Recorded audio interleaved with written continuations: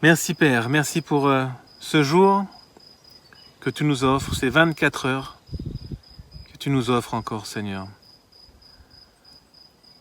Je remets ce message, je remets cette vidéo, je te remets mon cœur, je te remets mes paroles.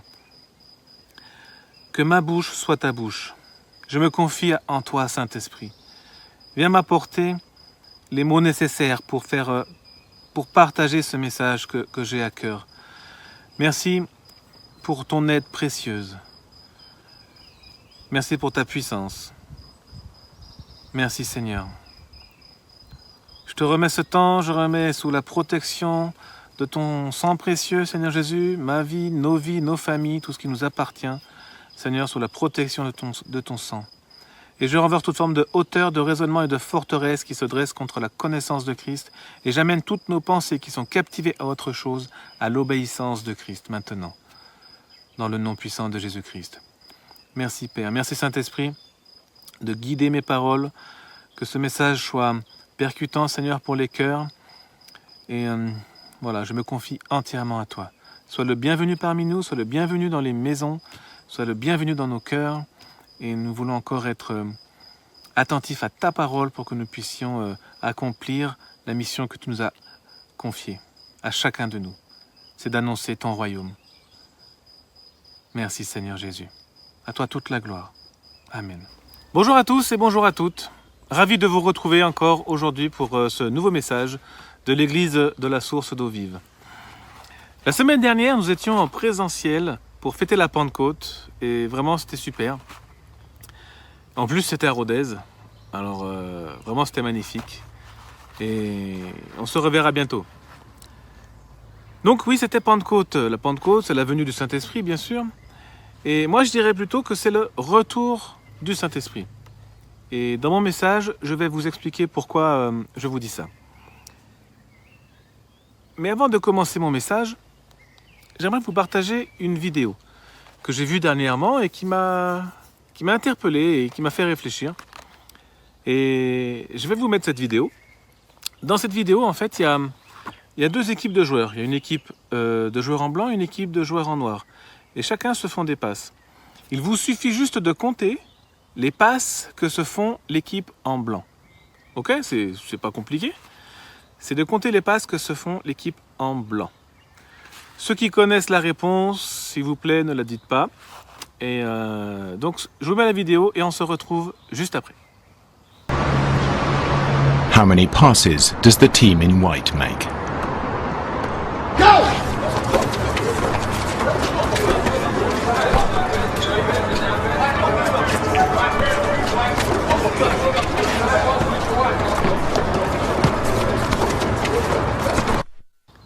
Alors, vous avez trouvé? Combien de passes s'est fait l'équipe en blanc? Combien? 13. Bravo, c'est ça. Et maintenant, dites-moi, est-ce que vous avez vu l'ours qui passait en dansant? Non? Vous n'avez pas vu l'ours? Alors, regardez bien. Go!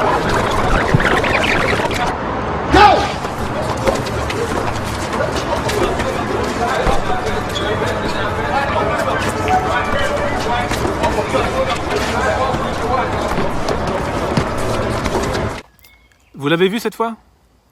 Ah. La première fois, moi, j'avais pas vu l'ours non plus. Et après, la deuxième fois, j'ai vu l'ours. Et après, il y a une autre vidéo. Et là, j'ai dit, ouais, l'ours, je le vois, le nombre de passes, j'ai vu. Mais après, il y avait un rideau derrière. Et il disait, vous avez vu le rideau qui a changé de couleur? Ah, je dis, ah non, j'ai pas vu le rideau. En fait, pourquoi je vous montre cette vidéo? Parce que des fois, nous sommes aveuglés, omnibulés par tout un tas de choses. Par nos dettes, par la souffrance, par les guerres, par les épidémies, par le chômage, les catastrophes, par le Covid, etc., etc. Et bien souvent, on ne voit que ça et on ne voit plus Dieu, qui n'est pas dans ça, mais qui est autour de ça, comme l'ours dans la vidéo. Il se balade là, il nous fait coucou, mais on ne le voit pas tellement il y a de choses autour qui nous aveuglent. Et cette vidéo m'a fait réfléchir par rapport à notamment l'évangélisation. On entend souvent des personnes qui disent si Dieu existait, il n'y aurait pas de guerre. Si Dieu existait, il n'y aurait pas de famine. Si Dieu existait, si Dieu existait. Et en fait, ces personnes-là ne voient pas Dieu dans tout ça. Et ils sont sincères, hein. Réellement, ils ne voient pas Dieu. Comme nous, dans la vidéo, on ne voit pas l'ours. On se dit, mais non, il n'y a pas d'ours. Attends, tu rigoles ou quoi? Il n'y a pas d'ours. Les gens disent, non, il n'y a pas Dieu. Et pourtant, Dieu est là. Et c'est à nous de faire voir Dieu à ces personnes-là. À travers nous, à travers tout ce que nous faisons, nos paroles, nos actes, nos gestes. Et parler de Jésus, bien sûr, parler de la parole, parler de la bonne nouvelle du royaume de Dieu, pour leur ouvrir les yeux, pour qu'ils puissent voir. C'est pour ça que croire en Dieu, c'est par la foi, ce n'est pas par la vue. Et en fait, cette vidéo, c'est basé sur des tests scientifiques sur le cerveau. Pour comprendre pourquoi des gens ne voient pas certaines choses alors que d'autres le voient. C'est très intéressant. Comment fonctionne le cerveau humain. Donc, soyons patients, soyons persévérants dans notre annonce de l'Évangile. Et voilà, je voulais partager ça avec vous. Donc maintenant, mon message, je l'ai intitulé « Le retour du gouverneur ». Et j'avais développé un peu ce sujet-là il y a 2 ans. Et aujourd'hui, Pentecôte, c'était la semaine dernière, j'ai envie de continuer sur cette voie-là. Et pour développer ce sujet, on va remonter jusqu'au début, dans Genèse 1, verset 1. Tout le monde connaît ce verset. Genèse 1, verset 1 nous dit « Au commencement, Dieu ». Là, mes amis, c'est la base de notre foi.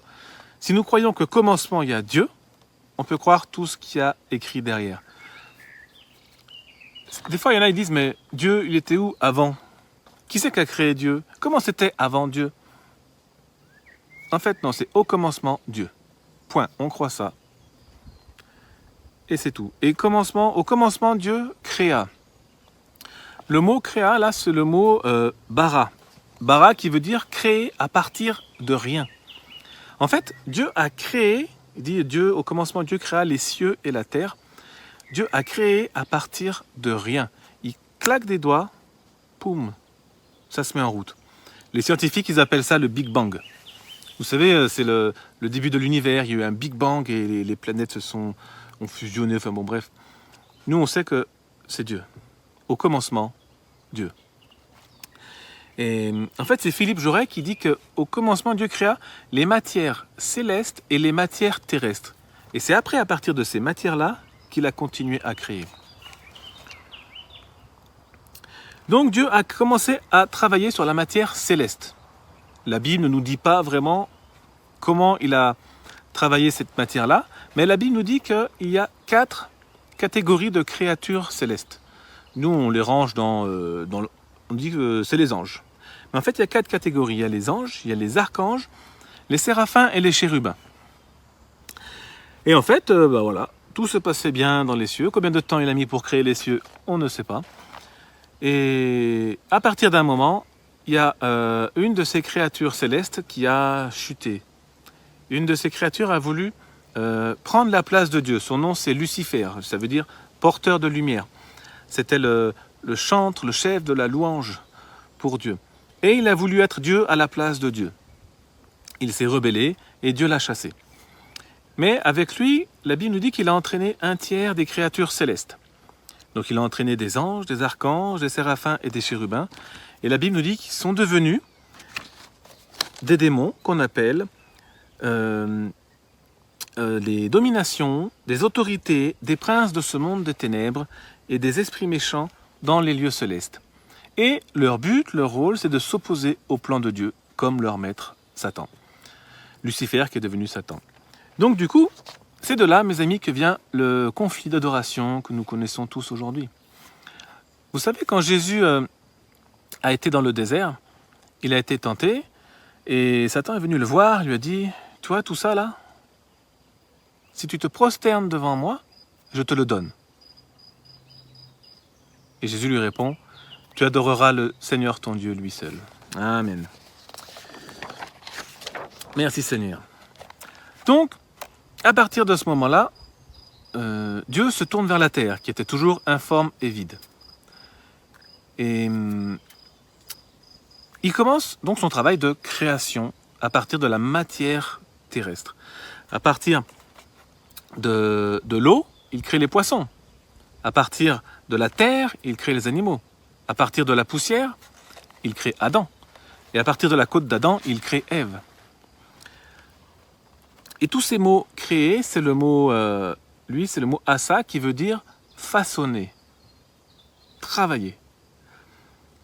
Et après, lorsqu'il a fini de créer, il a dit tout ça est très bon et il se reposa. Donc voilà, en 5 minutes, je vous ai fait l'histoire de la création. Plusieurs milliards d'années en 5 minutes.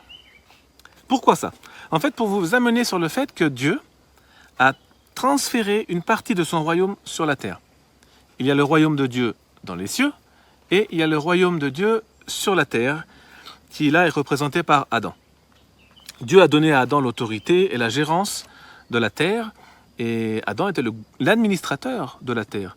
La création lui était soumise parce que la création voyait Dieu à travers Adam et c'était parfait. Pourquoi la terre, ce n'est pas le royaume d'Adam? Alors c'est là que l'on doit comprendre comment fonctionne un royaume. Vous savez, Jésus parlait toujours en parabole, notamment pour expliquer le royaume. Il se servait des choses visibles pour expliquer l'invisible, des choses terrestres pour expliquer le céleste. Et ça nous explique mieux comment ça se passe dans un royaume. Alors, un royaume, déjà, il y a un roi. Le roi, il vit dans la capitale. Si vous voulez, en prenant la France, M. Macron vit à Paris. Mais dans les provinces et départements éloignés, il y a une personne qui le représente. Donc, dans un royaume, la personne qui représente le roi, c'est le gouverneur, dans les territoires et départements éloignés. En France, on appelle ça le préfet. Lorsque le préfet est là, ça veut dire que l'État est là. Et dans un royaume, lorsque le gouverneur est quelque part, c'est comme si le royaume était là. Dieu a mis Adam sur terre. Alors, est-ce lui le gouverneur? Ça, c'est une très bonne question. Et pour répondre à cette question, on va lire Genèse 1, verset 26, qui nous dit « Faisons l'homme à notre image, à notre ressemblance. » Là, c'est la Trinité qui parle, c'est le Dieu pluriel. Et le mot image, là, c'est le mot grec qui veut dire caractère, effigie, empreinte. Il y a le pasteur Yvan Castelnou qui en parle très bien de ça.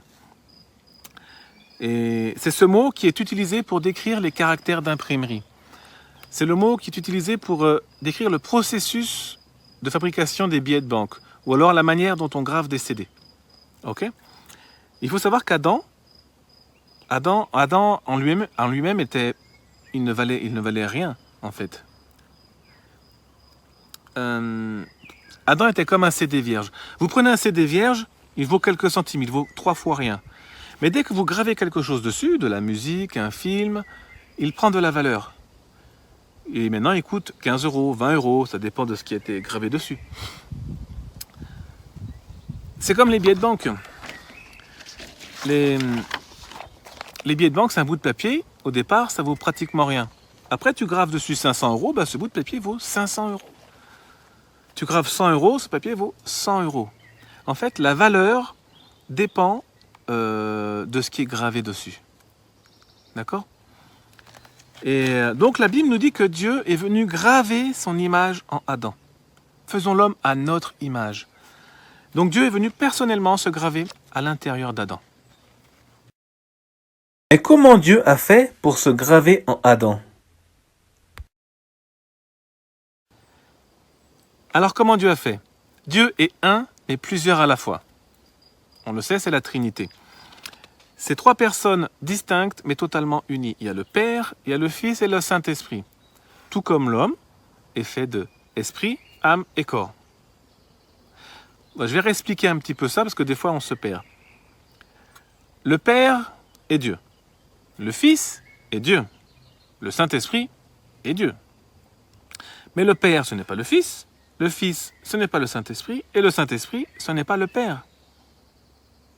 Vous saisissez, prenez-moi par exemple, Benoît. Moi, je suis fait en 3 parties.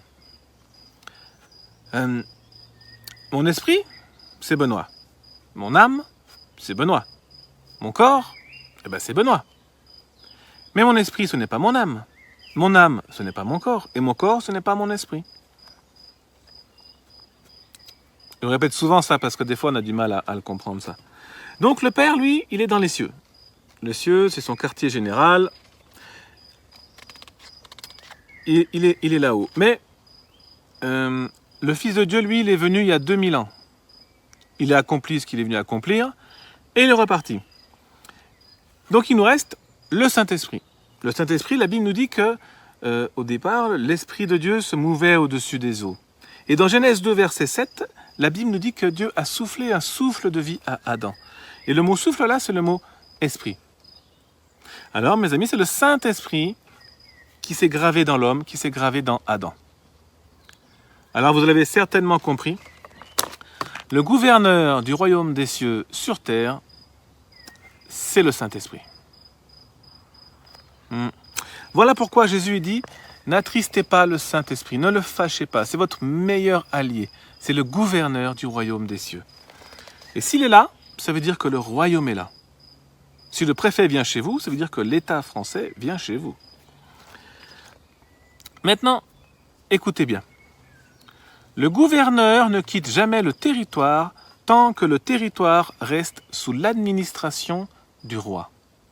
Ça, c'est important.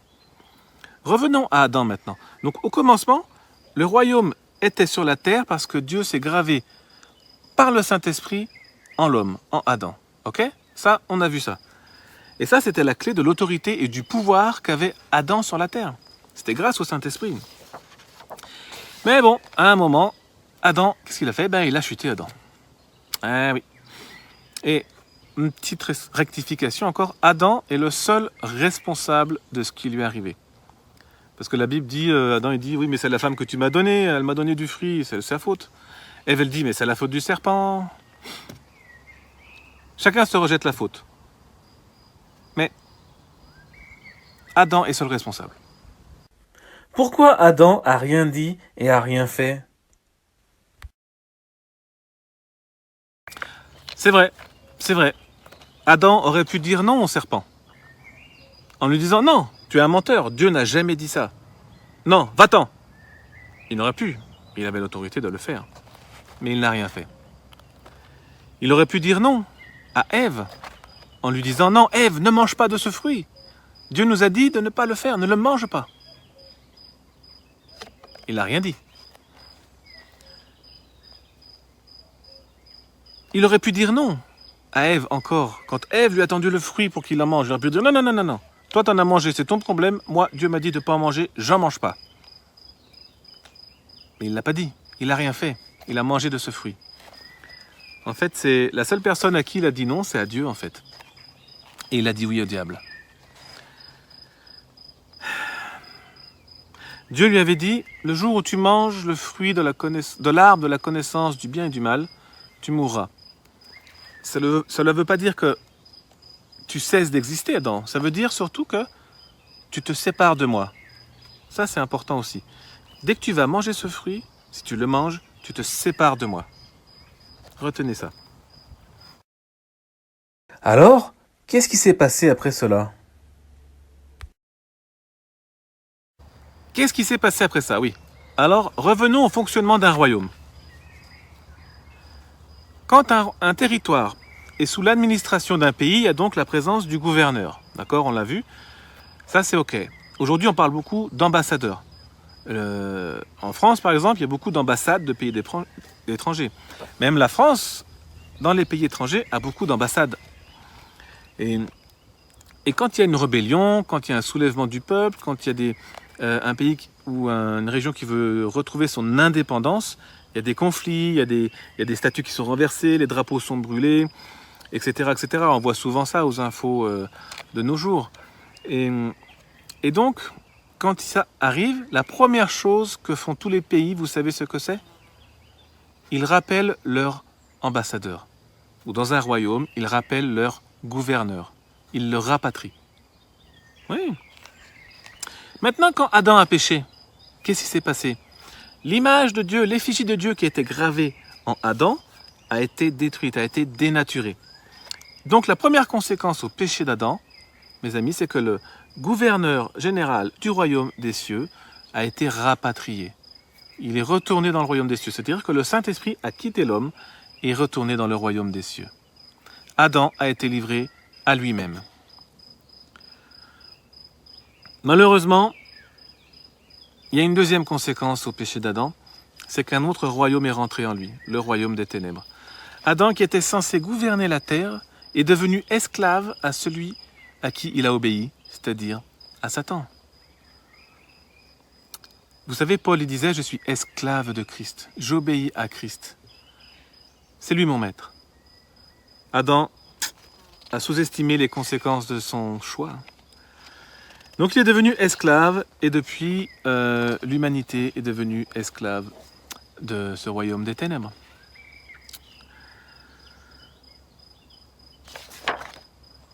Et Adam, vous savez, Dieu lui avait donné 5 mandats et il en a perdu 2 qu'il a donnés à Satan. Dieu leur avait dit dans Genèse 1, 28, « Soyez féconds, multipliez-vous, remplissez la terre, assujettissez-la et dominez sur les poissons, les oiseaux et sur tout animal qui se meut sur la terre. » Après, en Genèse 9, verset 2, après la chute, Dieu leur dit « Soyez féconds, multipliez-vous et remplissez la terre. » L'homme a perdu 2 mandats, la gouvernance et la domination. Ça, c'est Satan qui les a prises. Qu'est-ce que Dieu a fait ensuite? Alors, je vais passer sous silence la longue période qui suit la chute d'Adam pour vous parler de Jésus. Dieu envoie son Fils sur terre pour accomplir le plan du salut qu'il a préparé pour l'homme. Car vous savez, Dieu aime sa création, Dieu aime l'homme. Jean 3,16 nous dit que Dieu a tant aimé le monde qu'il a donné son Fils unique, afin que quiconque croit en lui ne périsse point, mais qu'il ait la vie éternelle. Dieu n'a pas aimé que les Français, Dieu n'a pas aimé que les Juifs, Dieu n'a pas aimé qu'un certain peuple, Dieu a aimé tout le monde. Quiconque croit en Jésus-Christ peut accéder à la vie éternelle. Alléluia. Et donc, quand Jésus il vient sur terre, il fait quoi? Il annonce le royaume de Dieu. Il proclame le royaume. Et il nous indique quel est le chemin à suivre pour revenir dans ce royaume de lumière. Il y a Matthieu 4, verset 17 qui nous dit que Jésus commença à prêcher, il a dit « Repentez-vous car le royaume des cieux est proche ». Luc 4, verset 43 nous dit « Il faut aussi que j'annonce aux autres villes la bonne nouvelle du royaume de Dieu, car c'est pour cela que j'ai été envoyé. » Jésus a été envoyé pour annoncer le royaume. Et je vais vous dire, parce que le temps tourne vite, je vais vous dire rapidement l'œuvre du salut accomplie par Jésus-Christ. Donc Jésus est venu annoncer le royaume. Il est venu accomplir sa mission, son but, qui était la croix. D'accord? Puisque l'homme a péché, il est devenu souillé. Et parce qu'il a laissé rentrer un autre royaume. La Bible dit que sans effusion de sang, il n'y a pas de pardon des péchés. Donc Jésus va aller à la croix. Il va souffrir à notre place, parce qu'il fallait que son sang soit versé. Sa vie offerte en sacrifice, sa vie il l'a offerte, pour que l'homme soit racheté avec le prix du sang de Jésus-Christ. Sa résurrection atteste qu'il a vaincu la mort, et que grâce à cela nous sommes rachetés, lavés, purifiés, pardonnés. Et ça, c'est la première chose que Jésus est venu faire sur terre. Adam avait péché, il est devenu souillé, sale. Jésus arrive, il renverse la première conséquence d'Adam, c'est-à-dire qu'il nous lave de ce péché. Maintenant, il a fait une deuxième chose, Jésus. Jean 16, verset 7. « Cependant, je vous dis la vérité, c'est Jésus qui parle. Il vous est avantageux que je m'en aille, car si je ne m'en vais pas, le Consolateur ne viendra pas vers vous. Mais si je m'en vais, je vous l'enverrai. » Vous imaginez quoi? Jésus dit, il vous est avantageux que je m'en aille. Waouh! Acte 1, versets 4 et 5. Comme il se trouvait avec eux, il leur recommanda de ne pas s'éloigner de Jérusalem, mais d'attendre ce que le Père avait promis. Ce que je vous ai annoncé, leur dit-il, car Jean a baptisé d'eau, mais vous, dans peu de jours, vous serez baptisés de quoi? Du Saint-Esprit. Oh! Alors vous savez ce que c'est que la deuxième chose que Jésus est venu faire? La deuxième chose, c'est qu'il a remis en place celui qui était parti lors de la chute d'Adam, c'est-à-dire le gouverneur général du royaume des cieux, en la personne du Saint-Esprit. Alléluia! C'est pour ça que j'ai intitulé mon message « Le retour du gouverneur ». Et vous savez, le retour du roi, il se fera, Jésus reviendra. Ce jour se rapproche de plus en plus, mes amis. Il faut être prêt. Et vous savez quel est le but d'un gouverneur? On l'a vu, donc c'est de représenter le pays d'où il vient, ça d'accord. Mais le gouverneur est la copie conforme du roi. Son rôle, c'est que le pays où il est établi soit la copie conforme du pays d'où il vient. Jésus part. Il remonte dans les cieux. Il envoie son gouverneur. Le même, la copie conforme. On va lire Jean 14, verset 26. Écoutez bien. Mais le Consolateur, l'Esprit Saint que le Père enverra en mon nom, vous enseignera toutes choses et vous rappellera tout ce que je vous ai dit. Copie conforme du roi. Jésus était sur terre et il annonçait des choses. Je dis ça. Jésus s'en va. Le gouverneur arrive, il dit les mêmes choses que Jésus. Il nous rappelle ce que Jésus a dit. Et quand le gouverneur arrive quelque part, il fait quoi? Un gouverneur, il impose la langue du royaume, le fonctionnement et la culture du royaume. C'est pour ça que quand le Saint-Esprit il vient avec le langage du royaume des cieux. Et c'est quoi ce langage du royaume des cieux? C'est le parler en langue. Il vient avec le fonctionnement et la culture du royaume des cieux. Ça, vous l'avez dans la Bible. La Bible n'est pas un livre religieux, on le répète. C'est la constitution de ce royaume. Et oui, mes amis. D'ailleurs, dans cette Bible, quand vous dites la prière du Notre Père, vous dites que ton royaume vienne. Que ton règne, que ton royaume, c'est la même chose. Que ton royaume vienne. Que ta volonté soit faite sur la terre comme au ciel. Sur la terre, que ce soit comme c'est au ciel. Alléluia. Amen. Est-ce que tout le monde a le Saint-Esprit aujourd'hui?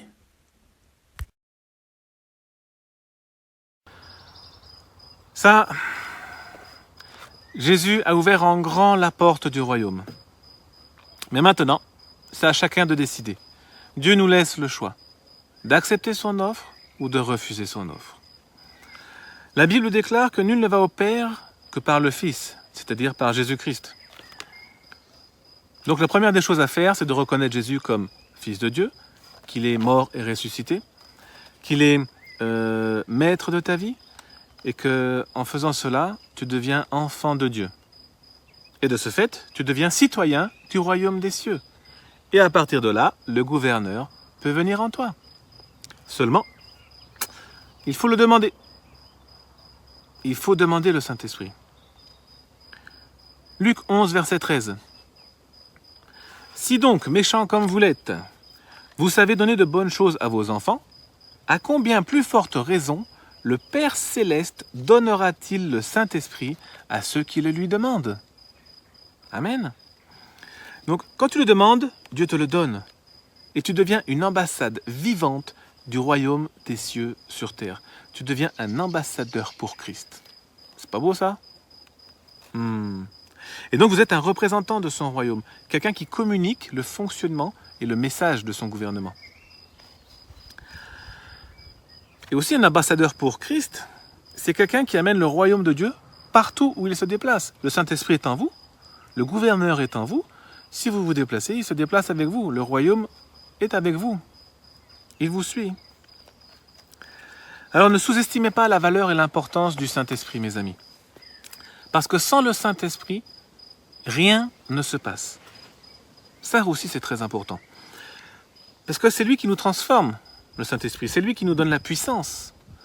Sans lui, il n'y a pas de guérison. Sans lui, il n'y a pas de miracle. Sans lui, il n'y a pas de repentance ni de paix. Relisez le récit de la Pentecôte. Pentecôte, c'était la semaine dernière. Mais relisez le récit de la Pentecôte. Et regardez comment le Saint-Esprit a changé les apôtres. Comparez le Pierre. Relisez le récit avec Pierre avant et après la Pentecôte. Pierre, c'est pas le même. Pourtant, c'est un chrétien. Et avant la Pentecôte, Pierre, il suit Jésus, mais il se cache, il a peur.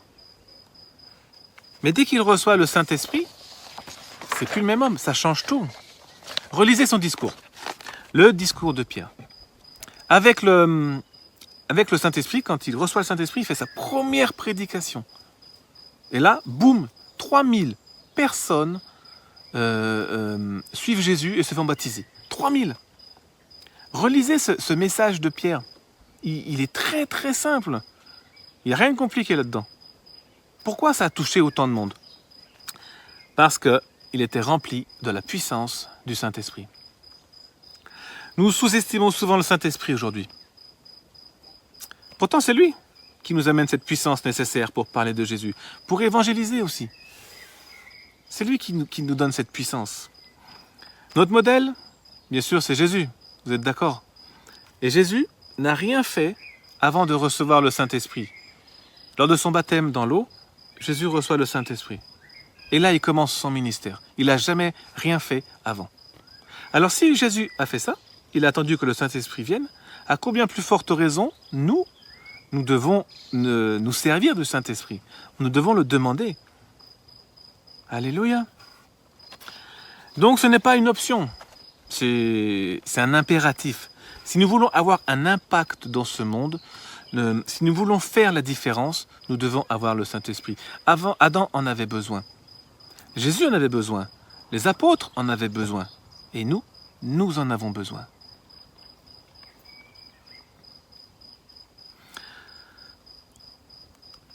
J'ai quasiment fini. Et j'ai plusieurs questions pour vous. Et déjà, ma première, c'est: avez-vous réellement reçu le Saint-Esprit? L'avez-vous demandé? En avez-vous peur? Voulez-vous avoir un impact dans votre vie?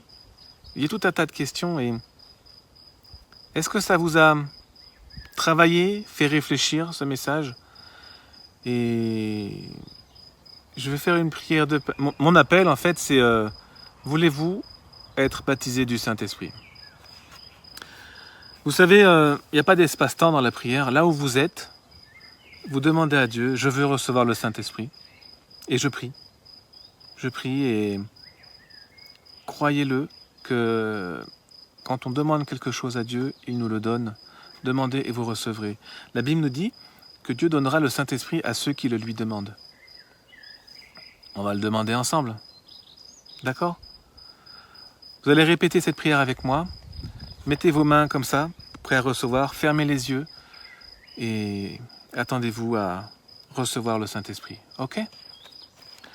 Seigneur Jésus, je crois que de tout mon cœur que tu es mort et ressuscité, que tu m'as lavé et pardonné tous mes péchés.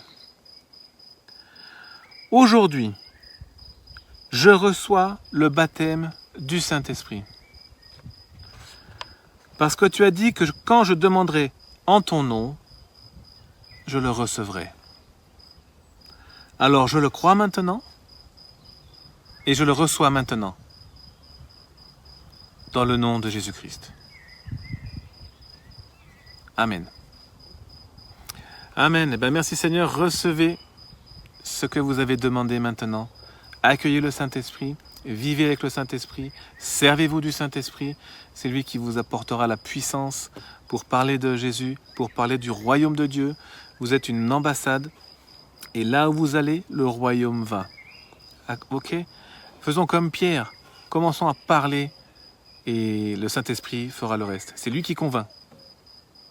Amen. Merci Seigneur. Dieu vous bénisse. Et comme le dit la parole, soyez cette lumière dans le monde. cette lumière de Dieu sur la terre, afin que le monde voit le royaume à travers vous. D'accord? Parce que le monde, il est aveugle. C'est comme dans la vidéo du départ. Il ne voit pas. C'est à nous de leur faire voir. Je ne sais pas si ça se dit, mais c'est à travers nous qu'ils verront Dieu. Alléluia. Que Dieu vous bénisse richement. Et à très bientôt.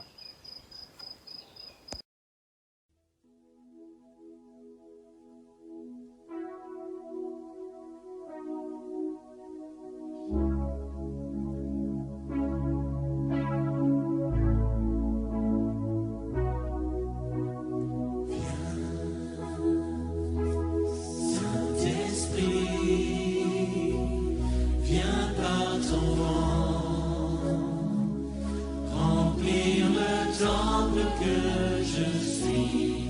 Oh.